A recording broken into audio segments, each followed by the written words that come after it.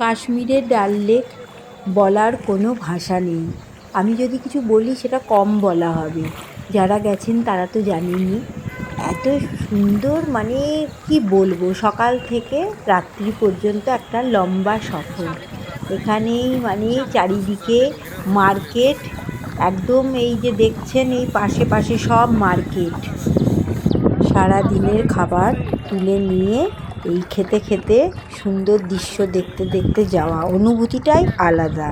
তো চারপাশে দেখুন দুই ধারে সব মার্কেট আছে, এক একটা মার্কেটে দাঁড়াবে আর সেখানে গিয়ে জিনিসপত্র কেনাকাটি, যার যেমন প্রয়োজনীয় জিনিসপত্র কেনা, এগুলো কিনে আবার বোটে চেপে আবার যাওয়া।